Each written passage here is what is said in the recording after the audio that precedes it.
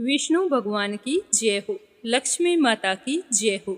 आज अपनी सुनेंगे देव शनि एकादशी व्रत में सुनी जाने वाली पौराणिक कथा शुरू करने से पहले कमेंट बॉक्स में लक्ष्मीपति नारायण की जय हो अवश्य लिखना और इस चैनल को सब्सक्राइब करते हुए इस वीडियो को ज़्यादा से ज़्यादा शेयर करना। पुराने समय की बात है, किसी गांव में एक ब्राह्मण और एक ब्राह्मणी रहा करते थे। उनके 4 बच्चे थे। वह परिवार बहुत ही गरीब था।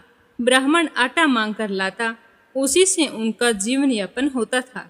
पर उस ब्राह्मण का एक नियम था कि वह एकादशी के दिन आटा मांगने नहीं जाता, तो उस दिन उनका गुजारा बड़ी ही मुश्किल से होता था।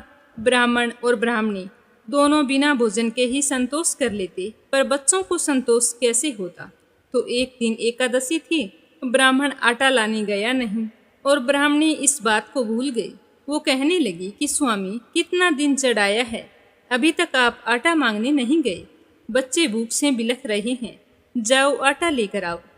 तो वह बोला कि आज एकादशी है, आज मैं आटा मांगने नहीं जाऊंगा। तो अपनी गरीबी से परेशान वह ब्राह्मणी कहने लगी कि ये कैसी एकादशी है कि इस तरह बच्चों को रोते बिलखते देखना पड़ता है। क्या दिया है इस एकादशी ने आपको, आप इसे बेच क्यों नहीं देते। तो अपनी पत्नी की बात सुनकर वह कहने लगा कि तुम ये कैसी बातें कर रही हो, कभी एकादशी को भी बेचा जाता है। तो वो कहने लगी, मुझे नहीं पता, तुम आज इसे बेच आओ, मुझसे अपने बच्चों का यह दुख देखा नहीं जाता। तो वह मन ही मन सोचने लगा कि एकादशी को कैसे बेचूं, अब इसे इस बात को कैसे समझाऊं। वो तो समझने के लिए तैयार नहीं थी। तो उसने अपनी पत्नी का मन रखने के लिए तुलसी का एक गिरा हुआ पत्ता उठाया और अपने साफे के पल्ले में बांध लिया और वहां से चल पड़ा। जैसे ही वो घर से बाहर निकला तो गांव की चौपाल पर पीपल के पेड़ के नीचे एक कन्या बैठी थी। वो उसे देखकर कहने लगी कि बाबा, आप कहाँ जा रहे हैं। तो उसने कहा कि बेटा, क्या करूं, मैं एकादशी को बेचने के लिए जा रहा हूं। तो वह कन्या कहने लगी कि बाबा, कभी एकादशी भी बेची जाती है। तो वह ब्राह्मण कहने लगा कि क्या बताऊं बेटा, अगर बिक गई तो बेच आऊंगा, वरना वापस ले आऊंगा, जो होगा सो देखा जाएगा। यह कहकर वो वहां से चल पड़ा। गांव से निकलकर चलते चलते एक नगरी में जा पहुंचा। वहां एक सेठ की दुकान थी। वहां पर खूब भीड़ लगी हुई थी। अनेकों ग्राहक वहां पर सामान ले रहे थे। तो वह भी एक और कोने में जाकर बैठ गया। जब सारे लोग सामान खरीद कर चले गए तो सेठ जी ने पूछा कि बताओ भाई, क्यों बैठे हो, क्या बात है, कुछ लेना है क्या। तो वह ब्राह्मण हाथ जोड़कर बोला कि सेठ जी, मैं तो कुछ बेचने के लिए आया हूँ। तो सेठ जी ने कहा कि बताओ, तुम क्या बेचना चाहते हो। तो उसने अपने साफे की गांठ खोलकर उसमें से तुलसी का पत्ता निकालकर तराजू में रख दिया। तो उस तुलसी दल को देखकर सेठ जी कहने लगा कि अरे, इससे क्या आएगा, तुझे बेचने के लिए और कुछ नहीं मिला, अब तू आ ही गया है तो बता, इसके बदले में तुझे क्या दूं। तो वह ब्राह्मण हाथ जोड़कर बोला कि सेठ जी, आज एकादशी तिथि है, अन्न की चीजों को छोड़कर आप मुझे कुछ भी दे सकते हैं। आप ऐसा करें, मुझे कुछ रुपए दे दें, दूसरे पलड़े में रख दे, जितने बन सके उतने रुपए आप मुझे दे दें, आपकी बड़ी ही कृपा होगी। तो ब्राह्मण ने 1 रुपये का सिक्का निकालकर तराजू के दूसरे पलड़े में रख दिया। फिर भी वह तुलसी दल ऊपर नहीं उठा। तो सेठ जी ने 10 रुपये रख दिए, फिर भी वह पलड़ा भारी नहीं हुआ। तो सेठ जी ने 100 रुपये रख दिए। इस तरह करते करते सेठ जी ने अपने गले से सारे रुपए निकालकर उस तराजू में रख दिए, फिर भी वह पलड़ा भारी नहीं हुआ। तो वह सेठ जी बहुत ही हैरान था, पर उसकी शान का सवाल था। उसने ब्राह्मण से कहा कि आप थोड़ी देर रुको, मैं अंदर से कुछ सोने की मुद्राएं लेकर आता हूँ। यह कहकर सेठ जी अंदर चला गया। तो उस ब्राह्मण ने सोचा कि एक तुलसी दल के बदले इसका सारा रुपया कम पड़ रहा है, तो मैं इस तुलसी दल को नहीं बेच सकता, इसमें तो बहुत ही शक्ति है। तो यह सोचकर उसने जल्दी से तुलसी दल को उठाया और अपने साफे में बांधकर वहां से चल पड़ा। इतने में सेठ जी वहां आ गया और कहने लगा कि अरे ब्राह्मण देव, कहाँ जा रहे हो, यह ग्यारस तो मुझे खरीदनी है, मैं देखो कितने हीरे जवाहरात लेकर आया हूँ, तुम ये एकादशी मुझे दे दो और ये रुपये, गहने, हीरे जवाहरात सब ले जाओ। तो वह ब्राह्मण हाथ जोड़कर बोला कि इस एकादशी माता में बहुत शक्ति है, मैं इसे बेचना नहीं चाहता। मैं तो मेरी पत्नी के बहकावे में आकर तुम्हारे पास बेचने चला आया।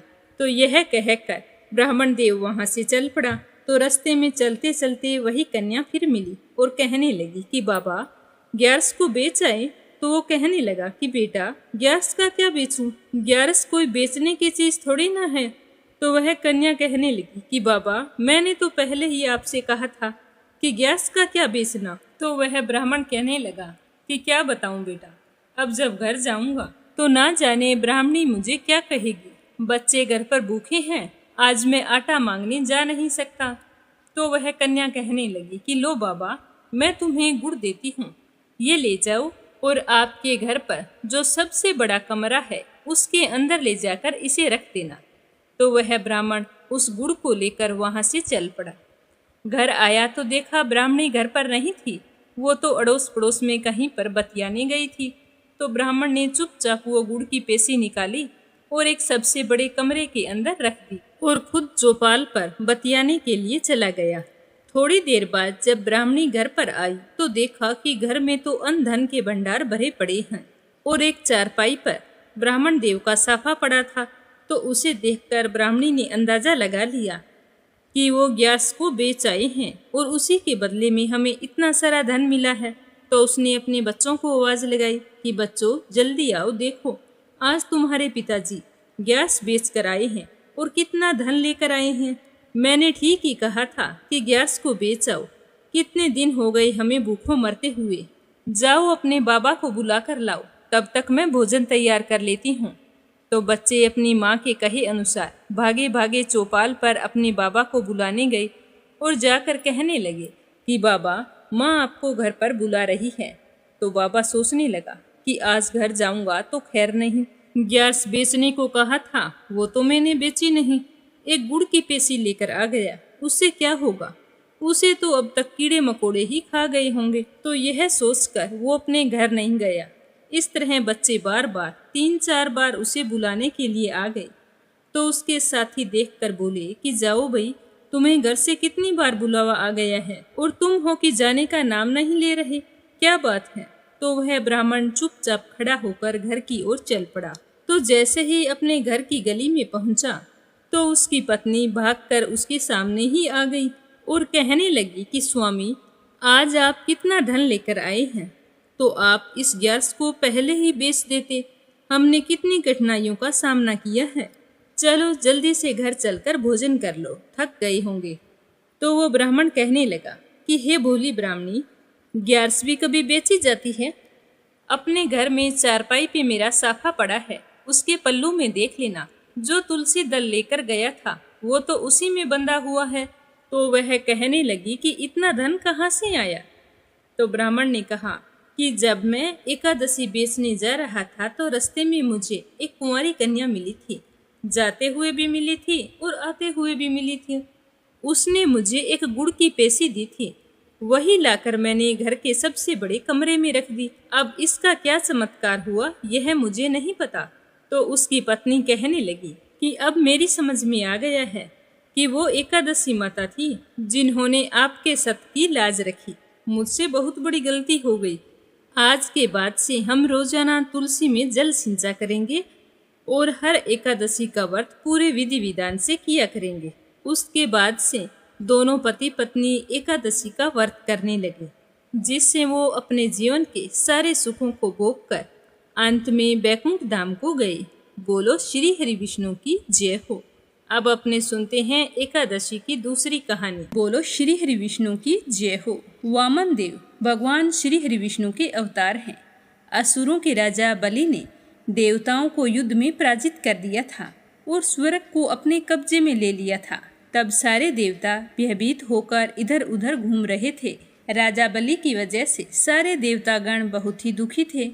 दुखी देवता अपनी माता अदिति के पास पहुँचे और अपनी समस्या बताई। इसके बाद अदिति ने अपने पति कश्यप ऋषि के कहने पर एक व्रत किया, जिसके शुभ फल से भगवान विष्णु ने वामन देव के रूप में जन्म लिया। वामन देव ने अपनी छोटी सी ही उम्र में दैत्यराज बलि को पराजित कर दिया था, क्योंकि बलि अहंकारी था। उसे लगता था कि वह सबसे बड़ा दानी है, उससे बड़ा कोई दानवीर हो ही नहीं सकता। तो विष्णु जी वामन देव के रूप में राजा बलि के पास जाते हैं। उस समय राजा बलि एक बहुत ही बड़ा यज्ञ कर रहे होते हैं। तो वामन देव को देखकर राजा बलि बड़े ही प्रसन्न होते हैं और उनका खूब आदर सत्कार करके आसन पर बैठाते हैं। राजा बलि को ये पता नहीं होता कि ये वामन देव भगवान श्री हरि विष्णु ही हैं। लेकिन राजा बलि के गुरु शुक्राचार्य जान गए थे कि वामन के रूप में स्वयं भगवान विष्णु हैं। तो उन्होंने राजा बलि से कहा कि तुम इस वामन देव की बातों में मत आना, यह भगवान विष्णु हैं और तुमसे सब कुछ छीनने के लिए आए हैं। जिसे तुम छोटा बच्चा समझ रहे हो, ये कोई बच्चा नहीं है, ये तो स्वयं विष्णु जी हैं और तुम्हें ठगने के लिए आए हैं। तुम इसे कोई भी चीज का दान मत देना। तो गुरु शुक्राचार्य की बात सुनकर राजा बलि ने कहा कि अगर ये भगवान हैं और मेरे द्वार पर दान मांगने आए हैं तो मैं इन्हें मना नहीं कर सकता हूँ। यह कहकर राजा बलि वामन देव के पास गए और कहा कि हे वामन देव, मैं आपकी क्या सेवा कर सकता हूँ। तो वामन देव ने हाथ जोड़कर कहा कि महाराज, मुझे कुछ नहीं चाहिए। मैंने आपकी बहुत चर्चा सुनी है कि आप बहुत बड़े दानी हैं, तो मुझे तो सिर्फ 3 कदम धरती चाहिए। तो यह सुनकर राजा बलि हंसने लगा और कहने लगा कि बस 3 पग भूमि, इतने से क्या होगा। अभी सोच लो, अगर आपको ज़्यादा चाहिए तो ज़्यादा मांग सकते हो, क्योंकि मैं 3 लोकों का स्वामी हूँ। तो वामन देव ने कहा कि नहीं महाराज, मुझे तो सिर्फ 3 कदम धरती चाहिए। तो राजा बलि बोले कि ठीक है। ऐसा कहकर बलि ने हाथ में जल का कमंडल लिया। वो दान का संकल्प करना चाहते थे, लेकिन शुक्राचार्य छोटा सा रूप धारण करके कमंडल की दंडी में जाकर बैठ गए, ताकि कमंडल से पानी बाहर ना निकले और राजा बलि संकल्प ना ले सके। वामन देव शुक्राचार्य की योजना को समझ गए। उन्होंने तुरंत ही एक पतली सी लकड़ी ली और कमंडल की दंडी में डाल दी, जिससे अंदर बैठे शुक्राचार्य की एक आंख फूट गई और वे छटपटाकर तुरंत ही कमंडल से बाहर आ गए। इसके बाद राजा बलि ने वामन देव को 3 पग भूमि दान करने का संकल्प लिया। तो जैसे ही राजा बलि ने संकल्प लिया तो वामन देव ने अपना आकार बड़ा करके एक कदम पर संपूर्ण पृथ्वी और दूसरे कदम में स्वर्ग को नाप लिया। इसके बाद उन्होंने राजा बलि से कहा कि मैं अपना तीसरा कदम कहाँ रखूं। तो यह सुनते ही राजा बलि का अहंकार टूट गया। तब राजा बलि ने कहा कि तीसरा कदम आप मेरे सिर पर रख लीजिए। यह कहकर राजा बलि ने अपना सिर वामन देव के चरणों में रख दिया। तो राजा बलि की दानवीरता को देखकर वामन देव बहुत ही प्रसन्न हुए और उसे पाताल लोक का राजा बना दिया और कहा कि तुम जो चाहे एक वरदान मुझसे मांग लो। तो राजा बलि ने हाथ जोड़कर वामन देव को प्रणाम करते हुए कहा कि भगवान, अगर आप मुझे वरदान देना ही चाहते हैं तो आप मुझे वरदान दीजिए कि 1 साल में 4 महीने आप मेरे साथ पाताल लोक में निवास करेंगे। तो कहा जाता है कि भगवान श्री हरि विष्णु राजा बलि के उसी वरदान को पूरा करने के लिए हर साल आषाढ़ माह की देव शनि एकादशी से लेकर कार्तिक माह की देव उठनी एकादशी तक पाताल लोक में जाकर निवास करते हैं। जो भी विष्णु भक्त देव शनि एकादशी का व्रत रखता है, उसे व्रत रखकर इस कथा को अवश्य सुनना चाहिए, जिससे व्रत रखने और इस कथा को सुनने वाले पर पूरे साल विष्णु जी का आशीर्वाद बना रहता है। तो आज के एकादशी व्रत की ये कथा सुनकर आपको कैसा लगा, कमेंट करके जरूर बताना। श्री हरि विष्णु आपकी सारी मनोकामनाएं पूर्ण करे।